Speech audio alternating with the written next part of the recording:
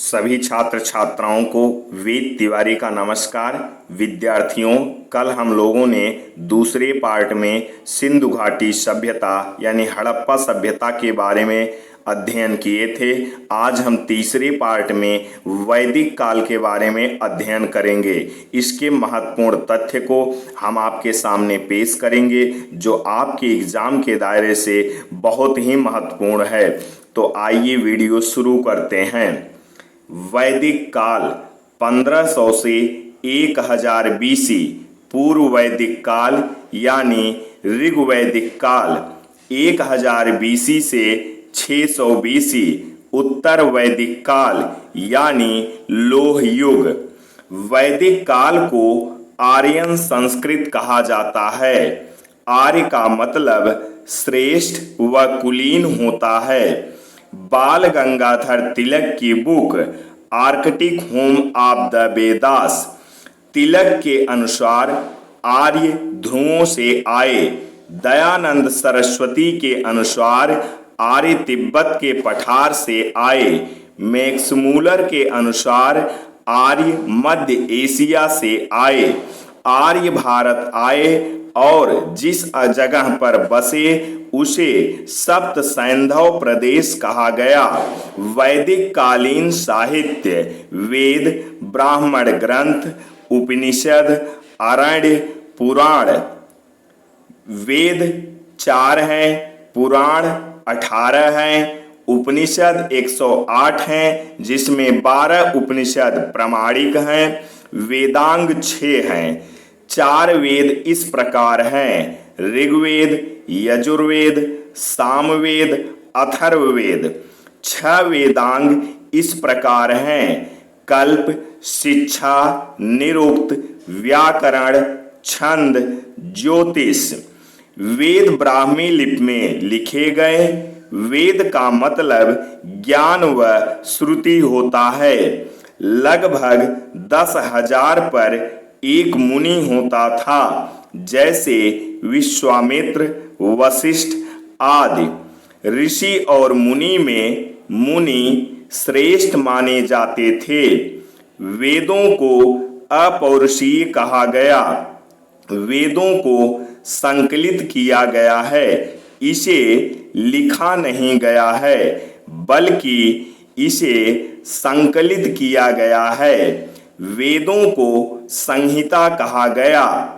संहिता का मतलब इकट्ठा करना या संकलित करना होता है। वेदों के संकलनकर्ता वेदव्यास, कृष्णद्वैपायन वेदव्यास। सबसे प्राचीन वेद ऋग्वेद। वेद त्रयी ऋग्वेद, यजुर्वेद, सामवेद। ऋग्वेद, अब ऋग्वेद के बारे में अध्ययन करेंगे। सर्वाधिक प्राचीन वेद ऋग्वेद माना जाता है। ऋग्वेद रचना काल 1500 से 1000 BC के मध्य। ऋग्वेद बराबर ऋग प्लस वेद। ऋग यानी ऋचाएं यानी छंद, अर्थात छंद युक्त वेद। ऋग्वेद में 10 मंडल, 1028 सूक्त तथा 10,462 श्लोक हैं। दूसरे से 7वें मंडल तक को प्राचीन माना जाता है। इन्हें वंश मंडल कहा गया। 1, 8, 9, 10 मंडल की रचना बाद में की गई। मंडल संकलनकर्ता। दूसरा मंडल गृहत्समद। तीसरा मंडल विश्वामित्र। चौथा मंडल वामदेव। पंचम मंडल अत्रि। छठ मंडल भारद्वाज। सप्तम मंडल वशिष्ठ।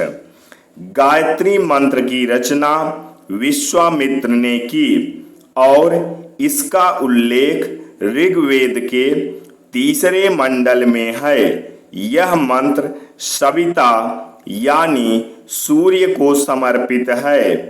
ऋग्वेद के 10वें मंडल में पुरुष सूक्ति का उल्लेख किया गया है, जिसमें सर्वप्रथम 4 वर्णों की कल्पना की गई। 4 वर्ण ब्राह्मण, क्षत्रिय, वैश्य, शूद्र। सर्वप्रथम शूद्र शब्द का उल्लेख ऋग्वेद के 10वें मंडल में मिलता है। ऋग्वेद के 3 पाठ साकल, वास्कल, बालखिल्य। ऋग्वेद का गान करने वाले ब्राह्मण होत्री कहलाते थे।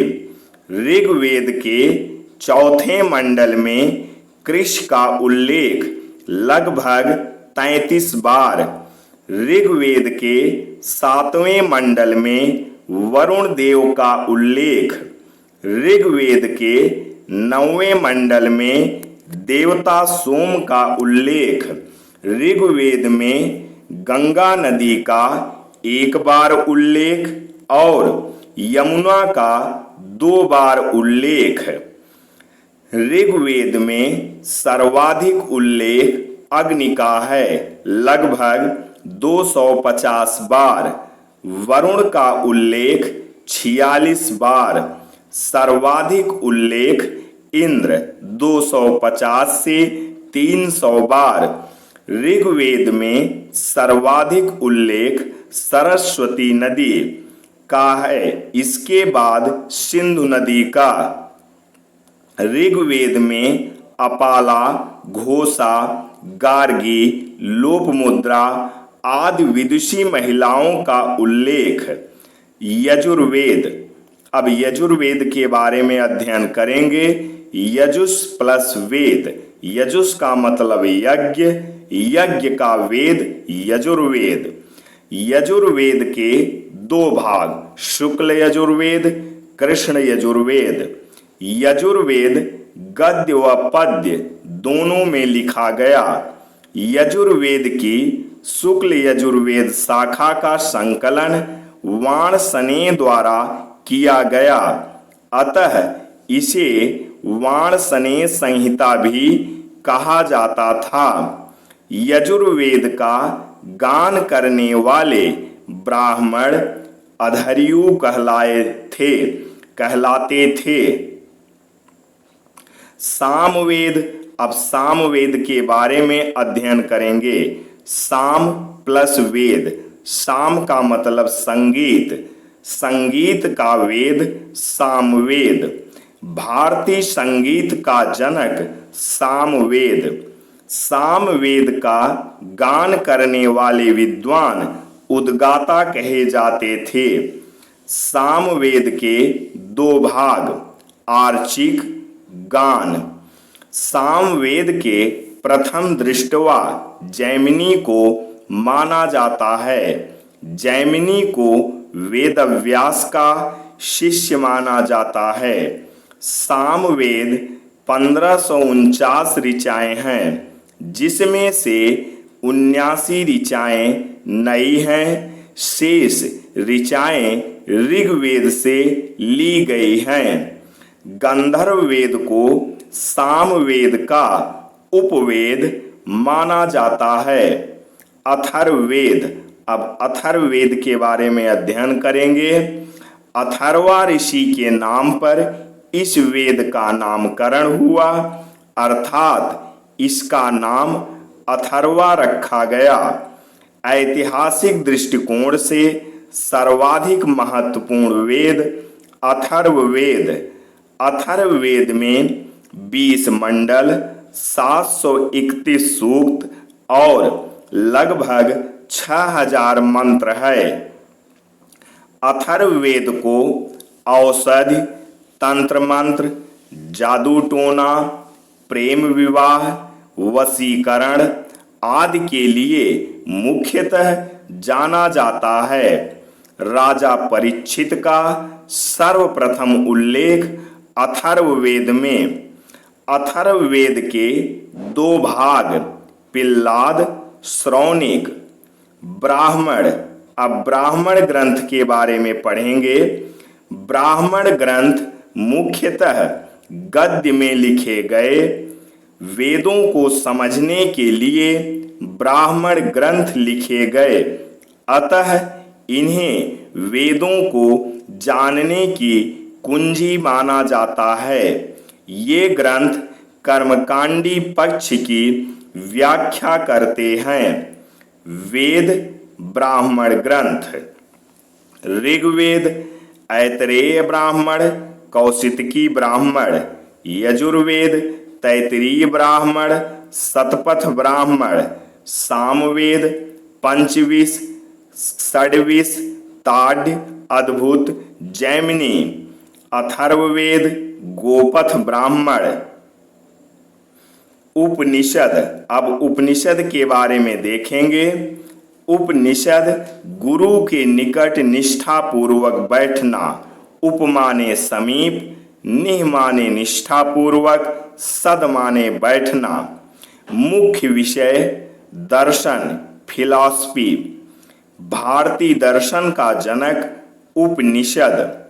वेदांत को उपनिषद का अन्य नाम माना जाता है।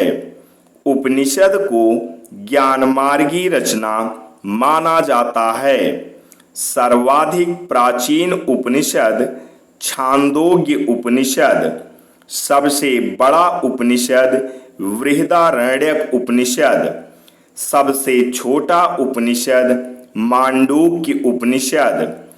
12 प्रामाणिक उपनिषद इस प्रकार हैं: ऐतरेय, कौशितकी, कठ, केन, छांदोग्य, बृहदारण्यक, ईश, मांडूक्य, मुंडको, प्रश्न, तैतरीय, श्वेताश्वतर। सत्यमेव जयते। सत्यमेव जयते मुंडकोपनिषद से लिया गया है। सत्यमेव जयते बराबर सत्यम माने सत्य की, एव माने ही, जयते माने विजय, सत्य की ही विजय होती है। असतो मा सदगमय। असतो मा सदगमय ऋग्वेद से लिया गया है। शुल्ब सूत्र। शुल्ब सूत्र का संबंध ज्यामिति से संबंधित है। दर्शन और उसके प्रतिपादक।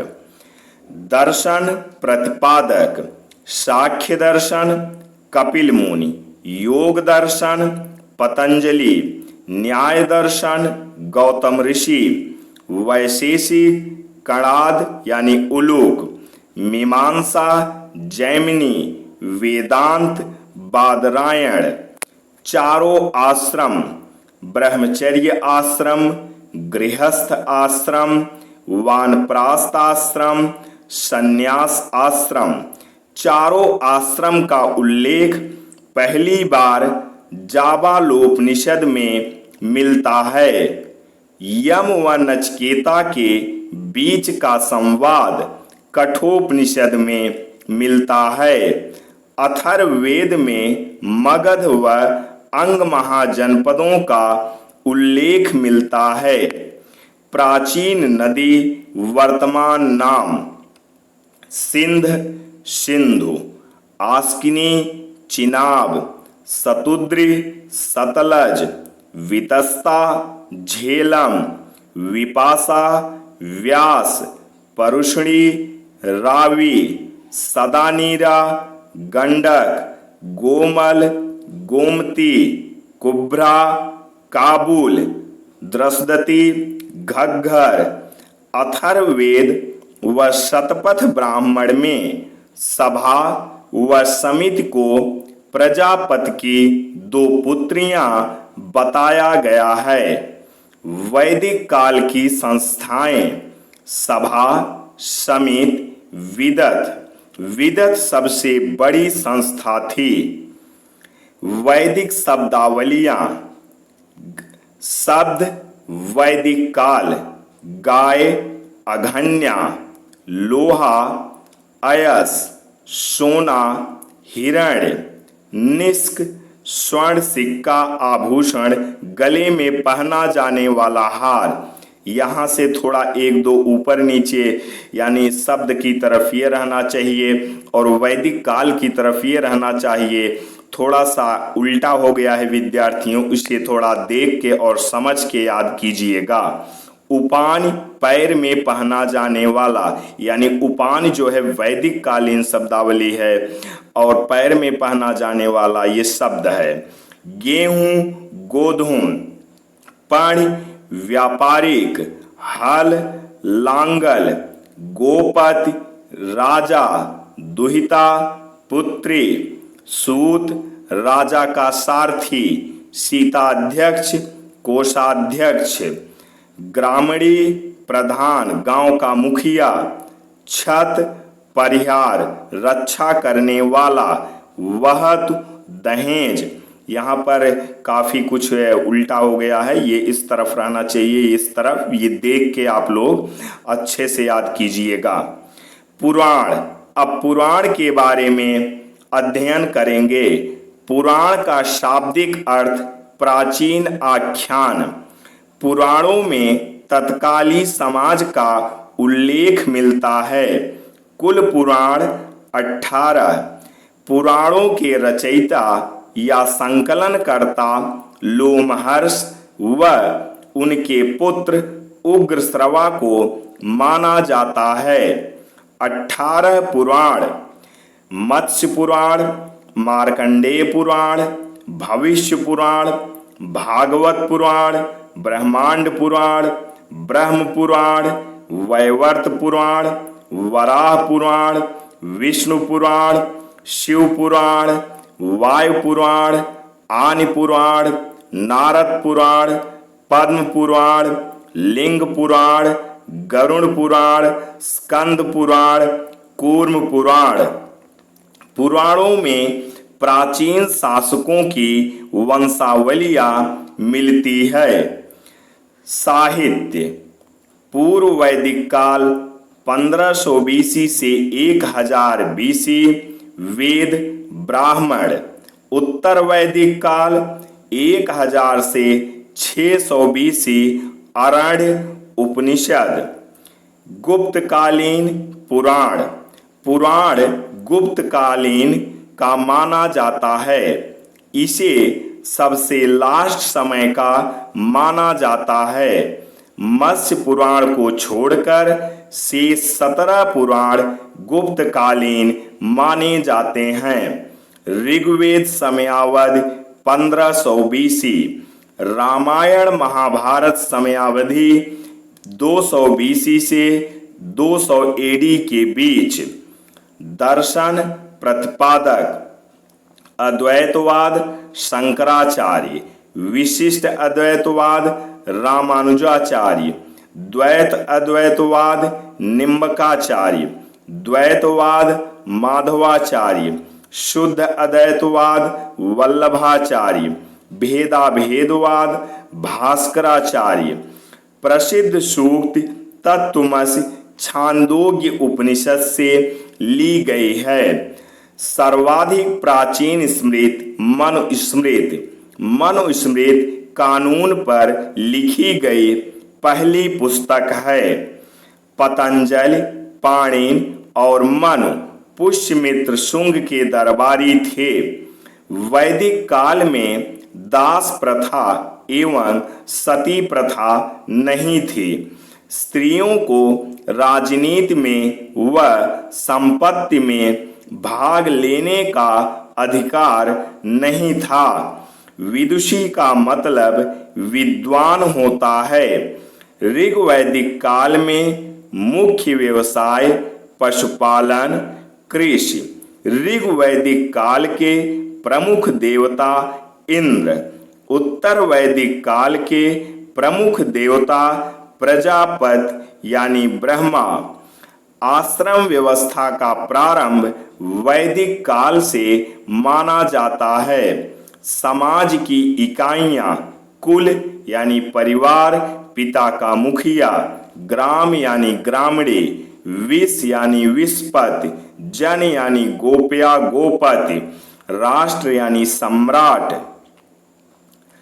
नीवी कमर से नीचे पहना जाने वाला वस्त्र। वासस कमर से ऊपर पहना जाने वाला वस्त्र। आधिवास ओढ़नी, चादर, दुशाला अर्थात ओढ़ने वाले वस्त्र, उशड़ी यानी पगड़ी। तो विद्यार्थियों, ये तीसरे पार्ट में हम लोगों ने वैदिक काल के बारे में महत्वपूर्ण तथ्य का अध्ययन किया। अब हम लोग चौथे पार्ट में 16 महाजनपद के बारे में कल अध्ययन करेंगे। जय हिंद, जय भारत, वंदे मातरम, सत्यमेव जयते।